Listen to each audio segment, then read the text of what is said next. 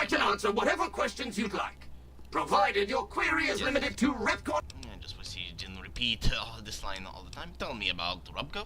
Robco Industries purchased Repcon in 2075 to assist with some of Robco's military projects, as well as developing unmanned space exploration. The relationship between Robco and Repcon is mutually beneficial, and we hope that both companies bolster each other well into the next century. That's enough about Repcon. Very well. Feel free to ask me more about Repcon at any time. Don't be shy. The tour showcases Repcon's amazing scientific contributions, and the promise of many more, coupled with its parent company, Robco. I'd like a tour of the museum. Excellent, excellent. Please be patient. The tour will begin in just a moment. Ready for the Repcon tour, Rocketeers? Courtesy of the fine folks at Robco, I'll be your guide today on the path of scientific discovery. Hello. Please remember visiting hours are from 10 a.m. until 5 p.m. Please show your badge or make your way out of the building.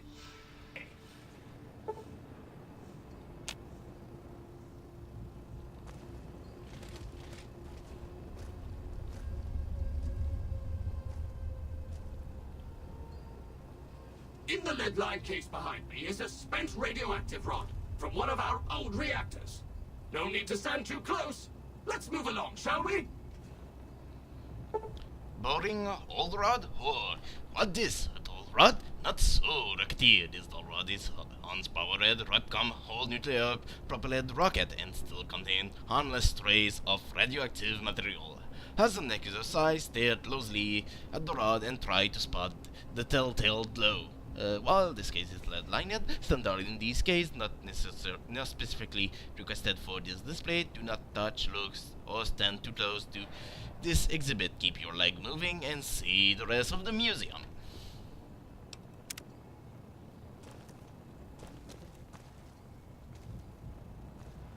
Look here! A row of multicolored plasma fuels. Careful, they may look safe to drink. How may I serve you? Your stomach is the last place they should be. Why the difference in cylinder size? Refining our production methods has resulted in higher yields of fuel over time. That's why. Plasma what?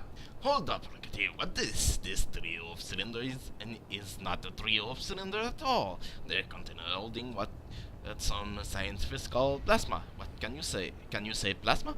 Repcom always looking to the future, and in the future we don't have to worry about radiation, health risk, or lawsuit when using this new and improved fuel source to blast our rocket into and out of the sky. Clarification: cylinder and plasma are factually correct designation of display item, both by definition and by the scientific community.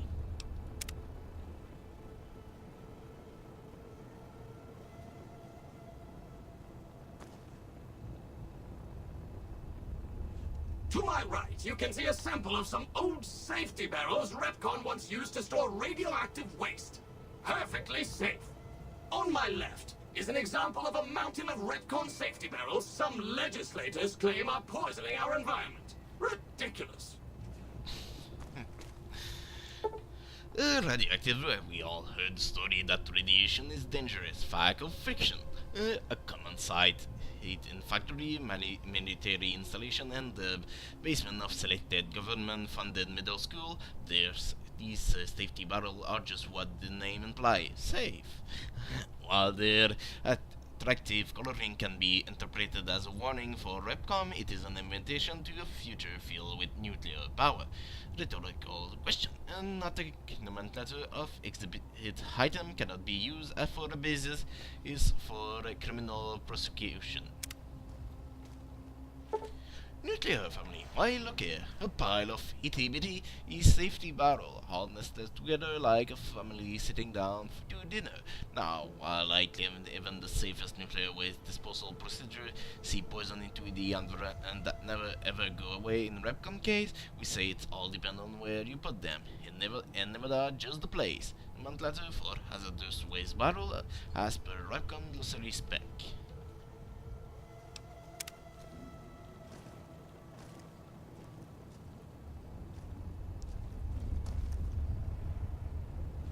behind me is our most recent rocket project, which we're keeping under our hats until launch, if you'll pardon the expression. And in front of me is a model, not actual size, of the launch dome we are using to send our rockets screaming into orbit. Ready, set, launch. Force your initial drives out and you will see the retractable dome of Repcon launch facility, not actual size. You may have heard a wild story about rocket flight and their impact on nearby town and community, but Repcon feel that you can put a price of space exploration. After all, Rocketeer, you do want to go into space someday, don't you? The statement is figurative and inadmissible as evidence in court of law. Rocket away, just like the rocket you see here, we're aimed at the sky. But we got the sailing in the way. See, Rocketeer, while Repcon was focused on non-radioactive propulsion system, we still need to sneak back and use some of our older proven technique with nuclear-driven engine to make space travel a reality.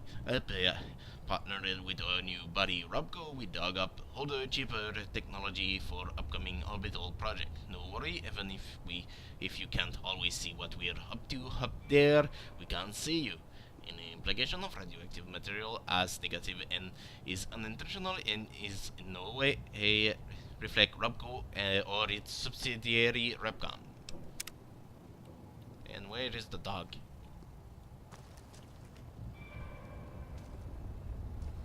Now these colorful fellows behind me are Repcon's earliest experiments in flight. Feel free to read the plaques and learn, Rocketeers.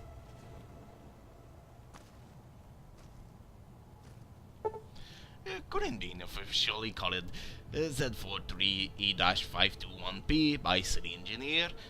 We prefer to call it Little Scraper by its this Little Scraper by its true nickname, the Green Bean. After all, which will you prefer in your backyard garden, a smoldering Z43E-521P or a green bean?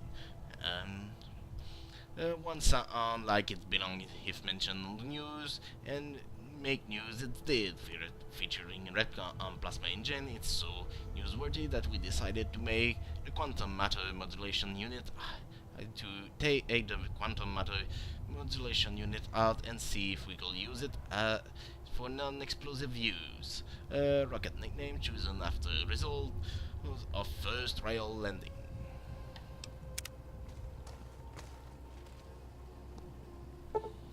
Big fat furry friend V29-321G may look like a bit a fat red rocket here, but whole fatty hair can circle around the earth ran circle around the earth not so long ago. So let's see you keep up.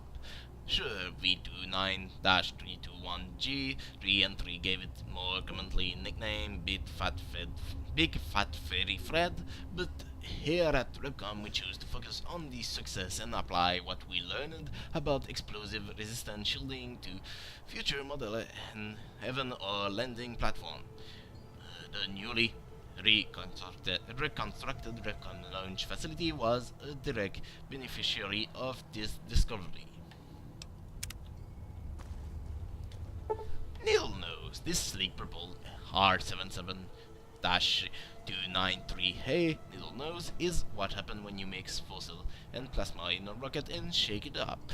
This fossil fuel punched this short-nosed terror through the sky, and the plasma is used to shoot it through space to planet where Repcon can mine more fossil fuel, continuing the whole cycle again. Interplanetary mining and resource rights still in negotiation.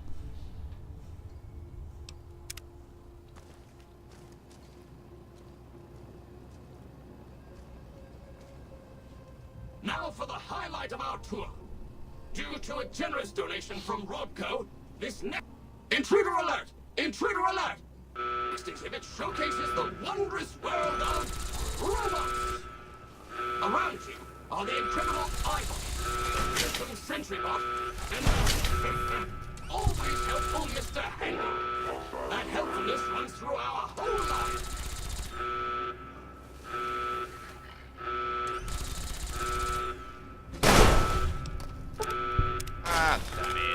Okay. Just reloading at the entrance. Yes.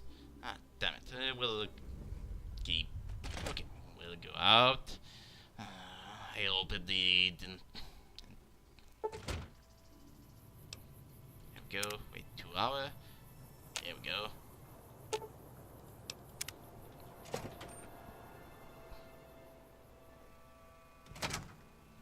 No, don't go in before 10 a.m. How may I serve you? Welcome to Retcon.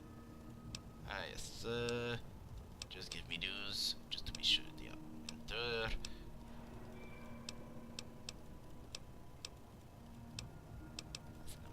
Come, like a tour. Okay, go.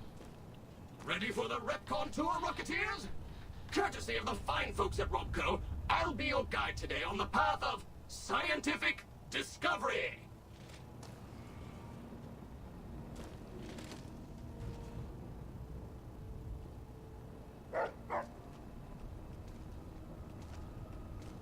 In the lead-lined case behind me is a spent radioactive rod from one of our old reactors.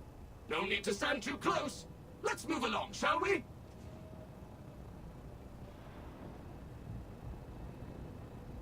How may I serve you, Master? Look here, a row of multicolored plasma fuels. Careful, they may look safe to drink, but your stomach is the last place they should be. Why the difference in cylinder size? Refining our production methods has resulted in higher yields of fuel over time. That's why. Of course, of course. Don't let me keep you.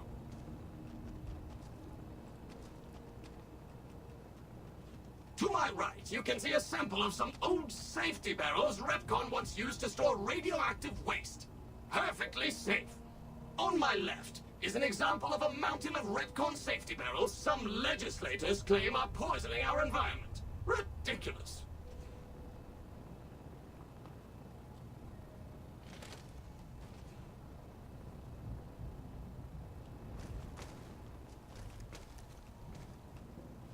Behind me is our most recent rocket project, which we're keeping under our hats until launch, if you'll pardon the expression. And in front of me is a model, not actual size, of the launch dome we are using to send our rockets screaming into orbit.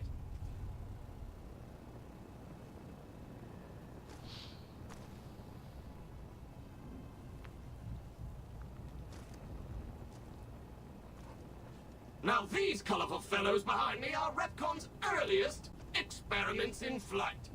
Feel free to read the plaques and learn, Rocketeers.